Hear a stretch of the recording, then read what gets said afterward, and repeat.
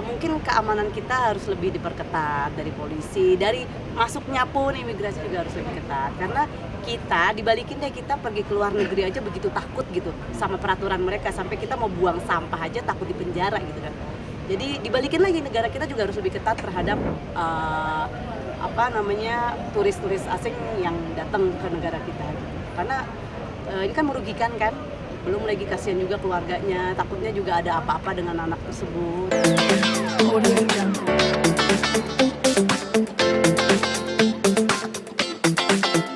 Bule bawa kabur anak di bawah umur karena jatuh cinta. Iya, jatuh cinta ya dia.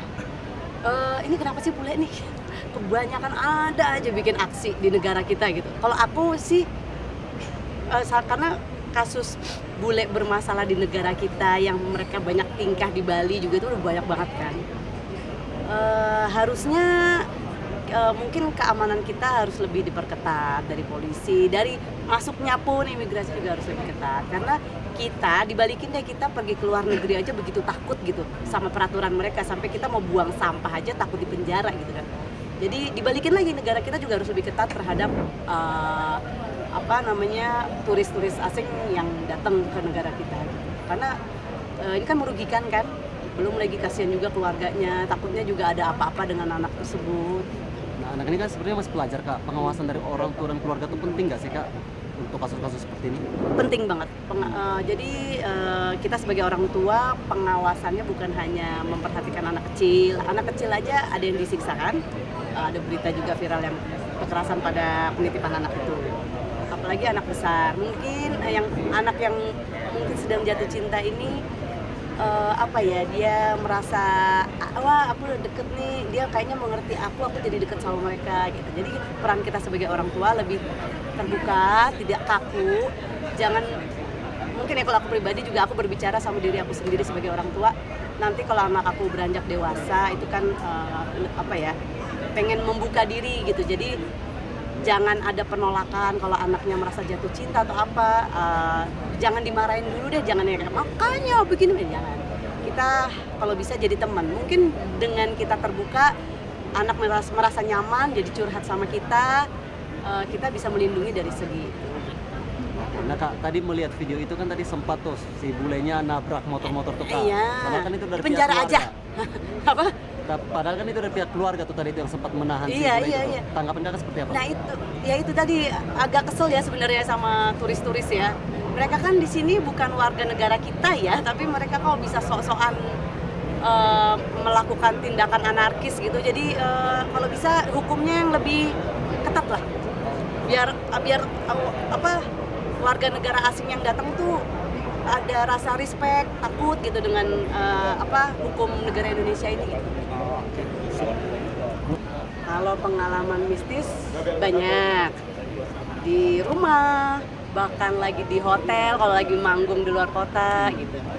Tapi ini kita cerita yang di luar kota mungkin ya, karena kan Kotak sering banget manggung di pedalaman-pedalaman yang dimana hotelnya itu tidak seperti hotel-hotel di kota besar.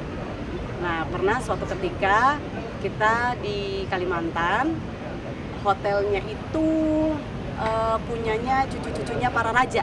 Nah, jadi kebayang dong, ya kan, itu hotelnya banyak benda-benda yang terpasang, gitu keren banget hotelnya. Memang bentuk rumah tapi keren banget. Tapi memang pas kita tidur sendirian kok tiba-tiba bau bunga. Terus waktu itu kebetulan kamarku tuh lantai 2, aku tidur sama tantri kan berdua. Jendela tuh ada kayak ngetok. Kita kira fans, karena memang di pedalaman kan orang excitednya lebih berbeda kan. Saking excited mungkin kita pikir ngetok-ngetok kamar nih. Itu jam 12-an ke atas. Dok. Tapi udah tidur tiba-tiba bangun. Siapa ya cucu ya? Aku bangun dong, aku cek. Terus aku nengok, weh, lantai 2 lantai 2 rupanya, dan itu nggak ada teras sama sekali. Siapa kan yang ngetok itu siapa? Terus aku cek juga itu kebun kosong gitu, nggak ada pencahayaan sama sekali gitu. Aku pura-pura tidur lagi gitu kan, supaya tantri nggak takut. Udah ketok-ketok lagi.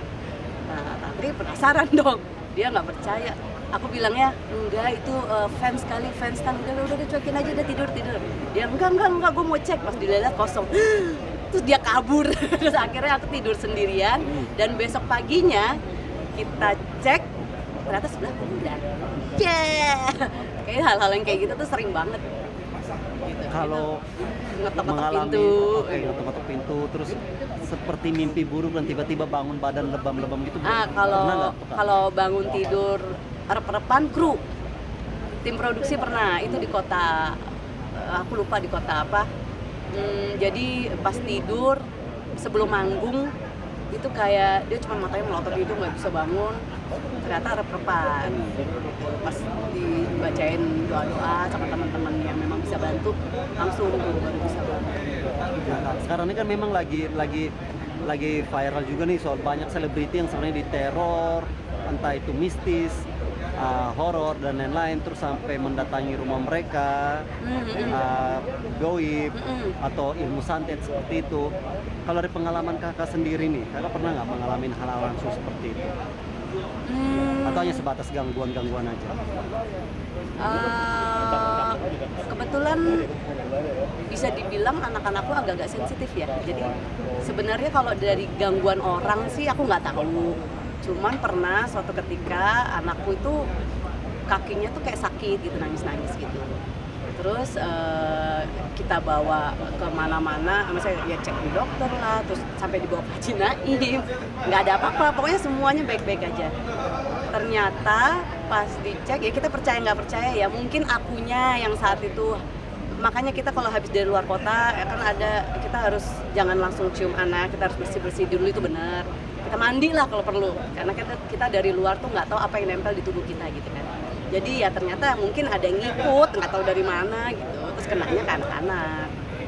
Itu karena memang sensitif itu karena memang... Mungkin kayak semua anak kecil kali ya. Oke. Anak kecil kan jauh lebih sensitif dibandingkan orang besar kan. Bukan karena Mungkin bawaan ya. dari orang tua kayak yang orang Jangan tuanya saya, juga jangan deh, jangan kayak sampai. yang punya darah yang kayak orang bilang darah yang cocok lah sama gitu. Nggak tahu, jangan Nggak sampai juga. deh, capek kasihan. Tapi Yang untuk normal. kakak mengatasi itu seperti apa? Cara kakak mengatasi gangguan-gangguan itu? Iya pasti ya berdoa sama yang di atas aja, karena memang kita percayanya sama Allah. Ya kita berdoanya sama Allah yang menciptakan kita semua, dua dunia ini ya. Berharap keluarga dilindungi, itu aja sih. Audio Jungle.